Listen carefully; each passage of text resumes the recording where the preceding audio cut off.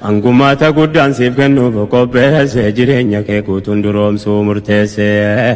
Abdallaan nagahee akkas jedhee deebiseef kufriyaati nuuf keesserra dhabbaamuun nuuf caalaa ashrafal mursaliin.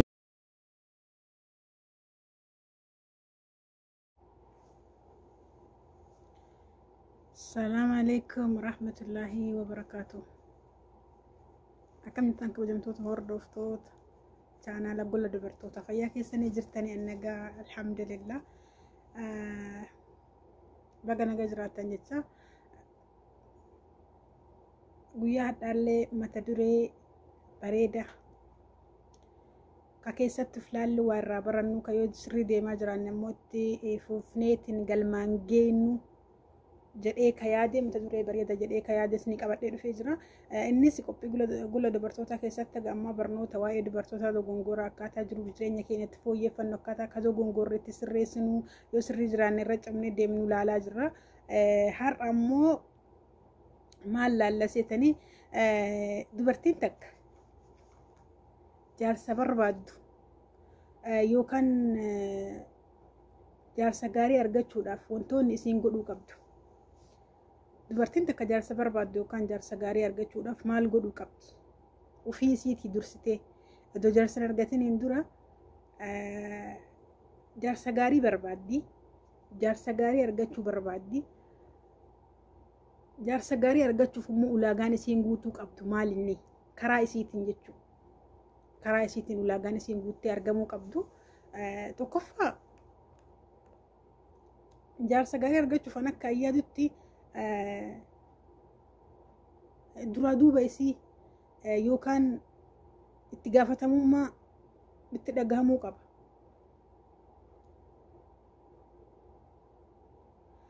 Kana jechuun maal inni namni tokko waan gaarii argachuuf waan gaarii dalaguu qaba miti ree? Dura duuba isii, ol bultii isii, haala amala isii itti gaafatamummaan itti dhagahamu taatee argamuu qabdi.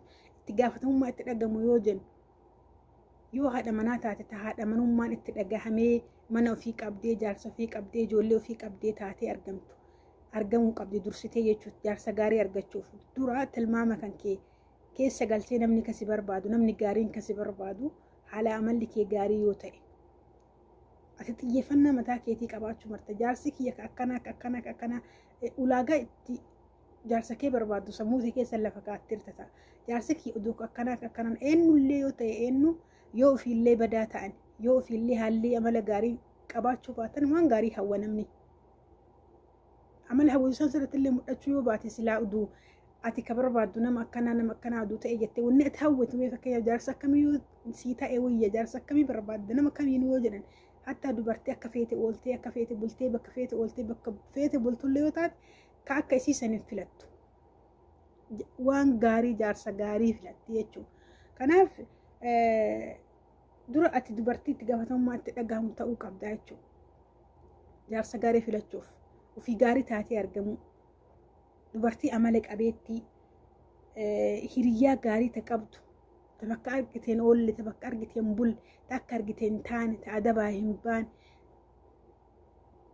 ta saalfattu haasaa keessatti dubbii keessatti bakkuma argite akkuma argite tariitii abbuma argite biratti waan argite ka haasoftu kan taane amala qabeettii namaa yoo taate ati akkasii yoo taate jaarsi akkati barbaaddu soqeesse dhufuu danda'a. Argachuullee dandeetta. Yeroo tokko ati gaariillee taatee gaarii argachuu dhabuu malta. Sun hiree rabbiiti. Garuu irra caalaa namni yoo dubartii fuudhu iyyaafatee ka dhufu amalli isii akkamii haalli isii akkamii amala gaarii qabdi moo haala gaarii qabdi moo nama kabajjitii hayaa qabdii saalfattii jedhaniimi. Akkasii tan eenyu barbaadarree jaarsa gaarii barbaadanii jechuun mala qabeetti akkasii sii galee. Kanaaf jaarsa gaarii barbaaduu yoo feete jaarsa gaarii barbaaduun duratti yoo barbaadde ati gaarii amala qabeettii nama itti gaafatamummaan itti dhagahamu taatee argamuu qabda jechuun tokkoffaarra ka jiru. Inni lammaffaarra ka jiru ammoo oolmaa kee sirreessuu qabda jaarsa gaarii argachuudhaaf. Oolmaa kee sirreessuu nama waliin ooltu filachuu. oolmaa kee sirreessuu jechuun ganama baatee galgala waan tokko malee hojii tokko malee mana hiriyaa kiyyaatii mana eenyu kiyyaatii mana maal kiyyaati ettee dhimma tokko malee ganamarraa galgala bakkuma feete ooltee ka galtu yoo taate ati fi nama jaarsa gaarii barbaadu jaarsi gaariin ati barbaaddu sun si dhufuu dhabuu mala. Kama akka ati bakka ooltuu san argachuu dandeetta. Bakka ati ooltu gaarii akka hin taane beekaa jirta. Hiriyaa gaarii fidachuu hiriyaan ati waliin ooltu bakka ooltu siif ilaa beeki. Hiriyaa gaarii yoo qabaatte bakkuma gaarii oolta. Hiriyaa gaarii yoo hin qabaanne immoo bakkuma gaarii hin taane ooltaa jechuudha. Bakkuma ofii ooluu barbaadu si oolcha. Kanaaf jaarsa gaarii filachuun duratti jaarsa gaarii yoo barbaadde ofiif gaarii ta'e oolmaa kan kee filadhu. Nama waliin ooltu filadhu eessa akka ooltu beeki. Eenyu waliin ooluu akka qabdu murteessi. Yoo kana taate yoo fakkeenyaaf intalli takka bar isiin mana namaatuun dhaqxuu jedhan. Intala ebaluu fuudhuu hidaa. Intala ebaluuti ergachuu hida jedhee namni yoo waliin mari'atu yookaan wal mariisisu olla namatti dhiyaatu irraa odeeffannoo ka akka ammaa kanaa miti irra caalaa namni ka bilbilumaan wal baratee bilbilumaan maal jedhu kanaa miti irra caalaa namni duraanii ollaa wal gaafata. Intalli tun akkamii haalli isii akkamii ol bultiin isii amalli isii haalli isii akkamii tun barmanaa iyyuu baatu amala qabeettiidha nama kabajjetii nama saalfattii warraa dhageettii warri ni jaalataa ollaan ni jaalataa jedhan. Gaafa kana maal taatee wanni kee gaarii sirra haasaamaarami jaarsa gaarii sii dhufaa jechuu jaarsa gaarii argachuu dandeetta. Namni gaarii si barbaada jechuudha. Akkuma carraallee jennu carraallee ta'ee garuu haala keetiin namni gaarii si barbaada. Namni baay'ee si dhufu mala fakkeenyaaf amala kan kee kana laalee namni baay'ee si dhufu keessa ati ka barbaaddu filachuu dandeetta jechuudha. Kam akka kan kee fakkeenyaaf waa'ee kee itti odeessan sun atillee namni waan gaarii namoota dhufan keessa ebalu irra gaarii jedhee si filuu mala. Kanaafuu ati gaarii taatee namni baay'ee waan si barbaadaaruuf gaarii yoo si dhufe odeeffannoo nama sanii yoo qabaatte jaarsa gaarii argachuu dandeetta jechuudha. Kanaafuu oolmaa keef nama waliin ooltu filadhu. Jaarsa gaarii argachuudhaaf jechuudha. Inni lammaffaarra jiru isa kana. Inni sadaffaarra jiru ammoo jaartii gaarii ta'uuf of qopheessi. Jaartii gaarii ta'uuf of qopheessuu qabda jechuudha. Dirqama kun jaartii gaarii ta'uuf of qopheessuu. Uduu jaartiin ta'in dura yeroo hundaa namni jaartii ta'ee eegatti seenee jaartii ta'ee haadha manaa ta'e yeroo hundaa kun waan xumura hin qabne jechuudha. Haga lubbuun kee jirtu haga ijoolleen kee jirtu jaarsi kee jiru itti fuufaa jechuudha. Haga lubbuun kee jiru garuu jalqaba qabaachuu qabda. Xumurallee qabaachuu qabu jalqaba yeroo dargaggummaa kan kee keessattuu yeroo bultiin ijaarannetti jaartii gaarii ta'uuf qopheessuu qabda. Qophoofteellee argamuu qabda. Kana jechuun ani yoo ijoollee argadhe fakkeenyaaf kana eessaa fuuta tarii maatii kee keessaa mana kee keessaa ollaa kee keessaa jaartii yoo ta'an haadha manaa yoo ta'an maaltu ta'uu qaba abbaa manaatiif maal godhuu qaban ijoollee tiyyaa maal godhuu qaba keessummaa mana kee gaafa bultii ijaarattee mana baatee haadha manaa taate keessummaa si dhufuu mala firri isaa firri kan kee hiriyoonni kee si dhufuu malanii gaafa kana itti gaafatamummaa kana haadha manaa ta'uu kan of amansiiftee jechuudha. Haadha manaa gaarii ta'uuf qopheessitee argamuu qabda jechuudha. Gaafa waan kana biyaansi guutuutti illee yoo xumuruu baatte xumurri waan hin jirreef jaartii gaarii ta'uuf ka'umsa qabaachuu qabda. Eegaluu qabda bultitti seenin hin dura jechuudha. Shaakaluu qabda mana keessatti. Barachuu qabda. Biyaansi yoo harkaan illee dirqama talli dubaraa takka yoo tanamaa haadha isiitti dhageettu taate jaartillee ta'uu baate itti gaafatamummaa mana keessaa ni qoodamti mana keessa jirtu. Keessattuu dubartoonni hangafa taatee mana keessa jirtu dhiiratti taantee yookaan ta'irra dubara mana keessa jirtu bakka buutee haadharraa itti gaafatamummaa manaa haadhummaa qoodamti. Kun beekamaadha. Fakkeenyaaf haati kee dhukkubsattee karaa deemtu yoo taate mana yaalaa ciiftu yoo taate deettee ka ciiftu yoo taate itti gaafatamummaan marti uduu haadhan taane akka itti irraallee cinaa taatu barachuu qabda ka jedheefi itti gaafatamummaa garii qoodattee gaafa fakkeenya haatee deettee ciiftee si'i ijoolleen sii gadii akka haadhaatis ilaaltii si'i keessummaan illee yoo dhufte si yaamanii abbaan kan keellee akka haadhaa kee san bakka buute waan beekuuf dhimma jiru si mari'achiisaa yeroo saniif haati kan kee waan dandeettee hin dalanneef jechuudha. Uduu dubartii taatee durba taatee yookaan haadha manaa taatee hin bahin dura itti gaafatamummaa haadha manummaa ni qoodatti dubartiin takka mana keessattuu.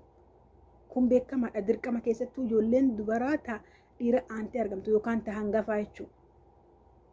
Kuni dirqama waan beekama shakkii takka malee biyya keenya keessattuu dhiisi biyyuma kamittillee akkasuma. Sanaaf haadha gaarii taatee argamuudhaaf of qopheessuu qabda. Haadha gaarii taatee argamuuf guutuutti illee xumuruu duun taane eegala haadhummaa jalqaba haadhummaa qabaattee argamuu qabda. Gaafa kana jaarsa gaarii argatta. Ni barbaadamta. Gabaa qabaachuu maltaa jechuudha. Maaliif in hojjattii bar jedhani.